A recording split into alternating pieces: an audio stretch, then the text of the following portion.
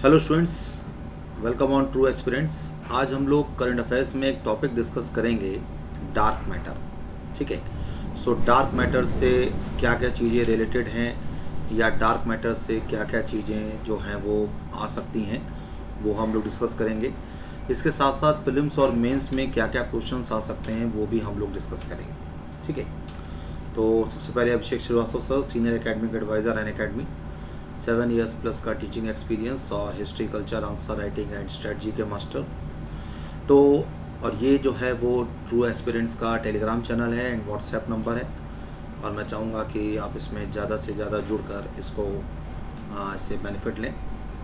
तो अब यहाँ पर अपना जो टॉपिक है वो है डार्क मैटर। तो सबसे पहले हम ये देखें कि ये डिस्कशन में क्यों रहा या वाई इन डिस्कशन। ठीक है। तो इसमें हम देखें तो अमेरिका में ब्रह्मांड में या यूनिवर्स में डार्क मैटर का पता लगाने के लिए लक्स ज़ेप्लिन LZ नाम का एक अत्यधिक संवेदनशील प्रयोग किया गया। ठीक है। और इससे पहले ये जांच करते हुए कि डार्क मैटर का आकार कुछ आकाशगंगाओं जो कि तारकीय पट्टी के रूप में थी, ठीक है, इसको हम तारकीय पट्टी के रूप में कहें,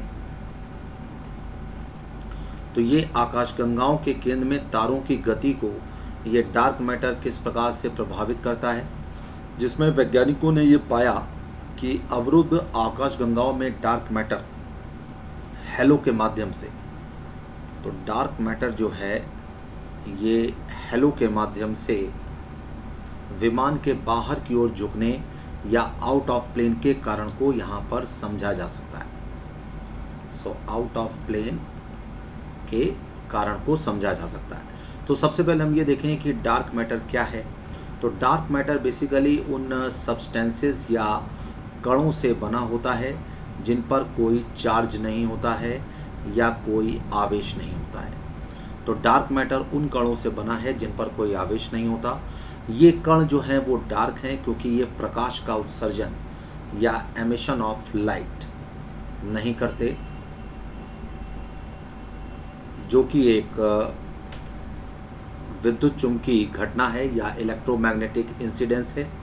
और मैटर या पदार्थ के पास सामान्य पदार्थ की तरीके से द्रव्यमान होता है और इस तरीके से ये गुरुत्वाकर्षण या ग्रेविटेशन के साथ इंटरेक्शन या अंतः क्रिया करते हैं। ठीक है। तो हम जो ब्रह्मांड या यूनिवर्स देखते हैं वो कणों पर लगने वाले जो 4 मौलिक बल हैं या 4 बेस फोर्सेस या कह सकते हैं उनके बीच की जो इंटरेक्शंस हैं उनका परिणाम है। तो ये 4 बेस फोर्सेस क्या क्या हैं? पहला है यहाँ पर मजबूत परमाणु बल, दूसरा है यहाँ पर कमज़ोर परमाणु बल, तीसरा है यहाँ पर विद्युत चुंबकीय या इलेक्ट्रोमैग्नेटिक बल, और चौथा है यहाँ पर ग्रेविटेशनल या गुरुत्वाकर्षण बल। ठीक है। तो पूरे दृश्यमान भंडार का ब्रह्मांड का केवल 5% ही सही पदार्थों से बना हुआ है और शेष 95 जो है वो डार्क मैटर और डार्क एनर्जी। तो यहाँ पर ये चीज़ समझने वाली है कि यूनिवर्स का 5% जो है वो ही सभी पदार्थ से बना है या ऑल सब्सटेंसेस से है। 95% जो है वो डार्क मैटर या डार्क एनर्जी है। ठीक है। तो अभी तक गुरुत्वाकर्षण बल को या ग्रेविटेशनल फोर्स को इसकी कमज़ोर शक्ति के रूप में कम समझा जाता है और यही कारण है कि ग्रेविटेशनल फोर्स के साथ इंटरेक्शन करने वाले किसी भी कण का पता लगाना आसान नहीं। ठीक है। अब यहाँ पे अगली चीज़ आती है डार्क एनर्जी। तो डार्क एनर्जी क्या है? डार्क एनर्जी बेसिकली एक सैद्धांतिक प्रकार की ऊर्जा है जो कि गुरुत्वाकर्षण की विपरीत दिशा में कार्य करते हुए नकारात्मक बल लगाती है। तो हम ये कह सकते हैं कि ये ग्रेविटेशनल फोर्स के अपोजिट है ठीक है, और एक नेगेटिव फोर्स लगाती है। ठीक है, इसे दूर से देखी गई सुपरनोवा की विशेषताओं की व्याख्या करने के लिए प्रस्तावित किया गया है, जो कि ब्रह्मांड के त्वरित दर से विस्तार करने का खुलासा करती है। ठीक है, तो ब्रह्मांड के त्वरित दर से विस्तार करने का ये खुलासा करती है। डार्क एनर्जी का अनुमान डार्क मैटर की तरीके से स्पष्ट रूप से देखे जाने के बजाय आकाशीय पिंडों के बीच गुरुत्वाकर्षण की अंतःक्रिया या इंटरेक्शन के मापन से लगाया जाता है। ठीक है, तो अब यहाँ पर ये देखा जाए कि difference between dark energy and dark matter, dark energy and dark matter. ठीक है, तो यहाँ पर हम देखें तो डार्क मैटर जो है वो एक आकर्षक शक्ति या अट्रैक्टिव पावर के रूप में काम करता है। तो डार्क मैटर यहाँ पर अट्रैक्टिव पावर के रूप में काम करता है और एक प्रकार का ब्रह्मांडीय मोटार है जो कि हमारी दुनिया को एक साथ रखता है। ऐसा इसलिए है क्योंकि डार्क मैटर गुरुत्वाकर्षण के साथ इंटरैक्ट करता है, फिर भी ये लाइट को प्रतिबिंबित, अवशोषित या उत्सर्जित, ठीक है, ये नहीं करता है। वहीं पर यदि हम डार्क एनर्जी को देखें तो डार्क एनर्जी जो है वो एक